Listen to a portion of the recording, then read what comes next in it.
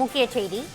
எதிர்க்கட்சித் தலைவர் உதயநிதி கைது செய்யப்பட்டதற்கு திமுக தலைவர் ஸ்டாலின் கண்டனம் தெரிவித்துள்ளார். இதனை முக்கிய செய்தியாக நாம் பார்த்து வருகிறோம். உதயநிதியை மிரட்ட பார்க்கும் தவேக அரசு என்று ஸ்டாலின் கண்டனம் தெரிவித்துள்ளார். ஆணவம் அழிவுக்கு வழிவகுக்கும் என்றும் தொடர்ச்சியான ஆணவம் அழிவை விரைவுபடுத்தும் என்றும் ஸ்டாலின் கடுமையாக விமர்சனம் செய்துள்ளார். சென்னை உயர்நீதிமன்றத்தின் உத்தரவு தவேகவின் பாசிச தன்மைக்கு விழுந்த அடி என்றும் திமுக தலைவர் ஸ்டாலின் தற்போது தெரிவித்திருக்கிறார். இதனை முக்கிய செய்தியாக நாம் பார்த்து வருகிறோம். எதிர்க்கட்சித் தலைவர் உதயநிதி கைது செய்யப்பட்டுள்ளதற்கு திமுக தலைவர் ஸ்டாலின் கண்டனம் தெரிவித்துள்ளார். இதனை முக்கிய செய்தியாக நாம் பார்த்து வருகிறோம். ஆணவம் அழிவுக்கு வழிவகுக்கும் என்றும் தொடர்ச்சியான ஆணவம் அழிவை விரைவுபடுத்தும் என்றும் திமுக தலைவர் ஸ்டாலின் தற்போது தெரிவித்திருக்கிறார். உதயநிதியை தவேக அரசு மிரட்ட பார்ப்பதாகவும் அவர் கடுமையாக விமர்சனம் செய்துள்ளார். சென்னை உயர்நீதிமன்றத்தின் உத்தரவு தவேகவின் பாசிச தன்மைக்கு விழுந்த அடி என்றும் திமுக தலைவர் ஸ்டாலின் தற்போது கண்டனம் தெரிவித்துள்ளார். எதிர்க்கட்சித் தலைவர் உதயநிதி கைது செய்யப்பட்டதற்கு திமுக தலைவர் ஸ்டாலின் கண்டனம் தெரிவித்துள்ளார். இதனை முக்கிய செய்தியாக நாம் பார்த்து வருகிறோம். ஆணவம் அழிவுக்கு வழிவகுக்கும் என்று திமுக தலைவர் ஸ்டாலின் தற்போது கண்டனத்தை பதிவு செய்துள்ளார்.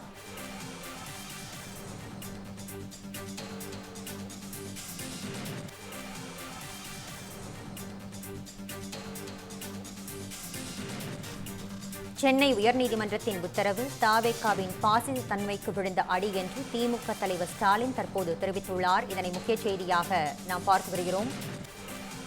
இது பற்றிய விரிவான தகவல்களை வழங்குவதற்காக நமது செய்தியாளர் புவியரசன் இணைகிறார். புவியரசன், தற்போது ஆணவம் அழிவுக்கு வழிவகுக்கும் என்று திமுக தலைவர் ஸ்டாலின் கடும் கண்டனத்தை பதிவு செய்துள்ளார். இது பற்றிய முழு விவரங்களையும் பதிவு பண்ணுங்க.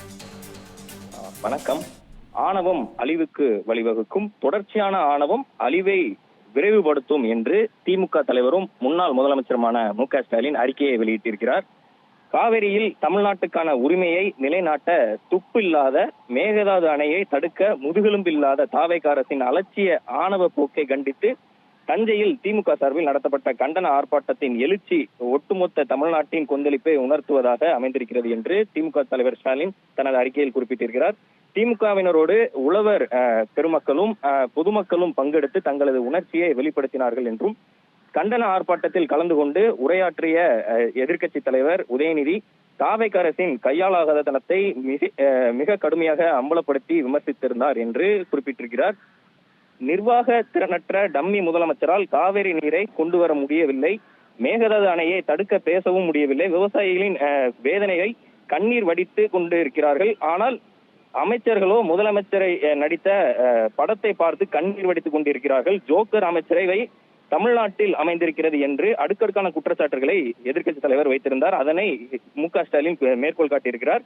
இதற்கு இதுவரை ஆட்சியாளர்கள் பதிலளிக்கவில்லை என்றும் ஸ்டாலின் குறிப்பிட்டிருக்கிறார். காவேரி பிரச்சனையில் அரசின் தோல்வி வெளிச்சத்திற்கு வந்துவிட்டதை மறைக்கும் வகையில், பிரச்சனையை திசை திருப்பும் வகையில் இன்று காலை எதிர்க்கட்சி தலைவர் உதயநிதியை வீட்டுக்கு சென்று போலீசார் அவரை அராஜகமாக கைது செய்திருக்கிறது என்று ஸ்டாலின் ஒரு குற்றச்சாட்டை முன்வைத்திருக்கிறார். எதிர்க்கட்சி தலைவர் என்பதை பற்றியெல்லாம் கவலைப்படாமல் அவரை கைது செய்து தஞ்சாவூருக்கு அழைத்து சென்றுள்ளது தவேக அரசு என்றும், பல்வேறு பிரிவுகளில் வழக்கு பதிவு செய்திருப்பதன் மூலமாக உதயநிதியை மிரட்டி பார்க்கிறார்கள் என்று ஒரு குற்றச்சாட்டையும் ஸ்டாலின் வைத்திருக்கிறார்.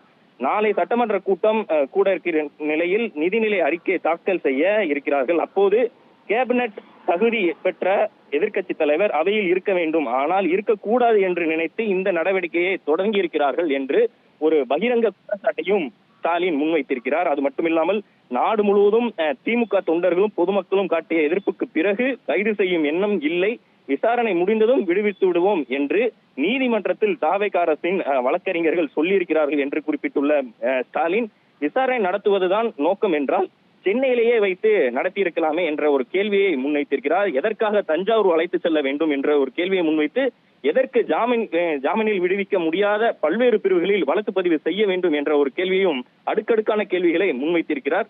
மக்கள் எதிர்ப்பால் பின்வாங்கியது தெரியாமல் பூசி மொழுகுவதற்கு இந்த அரசு முயற்சிக்கிறது என்ற ஒரு குற்றச்சாட்டை முன்வைத்து உதயநிதியை இன்றே விடுதலை செய்ய வேண்டும் என்று சென்னை உயர்நீதிமன்றம் வழங்கியிருக்கும் உத்தரவு தாவேக்கா அரசின் பாசிச தன்மைக்கு விழுந்த அடி என்று ஒரு கடுமையான கண்டனத்தையும் பதிவு செய்திருக்கிறார் மு.க.ஸ்டாலின். ஆட்சிக்கு வந்தது முதல் தன்னையும் தனது அமைச்சர்களையும் ஆட்சியையும் விமர்சிப்பவர்களை கைது செய்யும் ஒரே வேலையைத்தான் முதலமைச்சர் விஜய் பார்த்து வருகிறார் என்று முதலமைச்சரை நோக்கியும் ஒரு கண்டனத்தை பதிவு செய்திருக்கிறார்.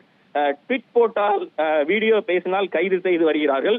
சட்டமன்ற உறுப்பினர்கள் அனிதா ராதாகிருஷ்ணன், மார்க்கண்டேயன் ஆகியோர் மீதும் கைது நடவடிக்கை பாய்ந்தது. நீட் தேர்வுக்கு எதிராக மாணவர்கள் இளைஞர்கள் போராட விடவில்லை. போராட்டம் நடத்தியவர்கள் மீது அராஜகமாக தாக்குதல் தொடுக்கப்பட்டன என்று பல்வேறு விஷயங்களை மேற்கோள் காட்டியுள்ள மு.க.ஸ்டாலின் சென்னை மெரினா கடற்கரையை பூட்டி வைக்கப்பட்டது பாசிசத்தின் உச்சம் என்றும் குறிப்பிட்டிருக்கிறார். அது மட்டுமில்லாமல் இதனை கண்டித்து அறிக்கை வெளியிட்டுள்ள அரசியல் கட்சி தலைவர்களுக்கு நன்றியை தெரிவிப்பதாகவும், ஆனால் சில தலைவர்கள் உண்மை என்னவென்று தெரிந்து கொள்ளாமல் உதயநிதிக்கு கண்டனம் தெரிவித்திருப்பது வருந்தத்தக்கது என்று தனது வருத்தத்தையும் வெளிப்படுத்தியிருக்கிறார். அது மட்டுமில்லாமல் உதயநிதி தனது உரையில் ஆபாசமாக ஏதும் பேசவில்லை, யாரையும் குறிப்பிடவில்லை. அவர் பேசாத ஒன்றை பேசியதாக சிலர் பரப்பியதை சரிபார்க்காமல் அரசியல் தலைவர்கள் சிலர் உதயநிதியை கண்டிப்பது பிரச்சனையை திசை திருப்பது ஆகும் என்று மு.க.ஸ்டாலின் இந்த பதிவில் தெரியப்படுத்தியிருக்கிறார். உங்கள் விரிவான தகவல்களுக்கு நன்றி புவியரசன். தமிழ் ஜனம் சேனலை சப்ஸ்கிரைப் பண்ணாம பார்த்துட்டு இருந்தீங்கன்னா மறக்காம சப்ஸ்கிரைப் பண்ணிடுங்க.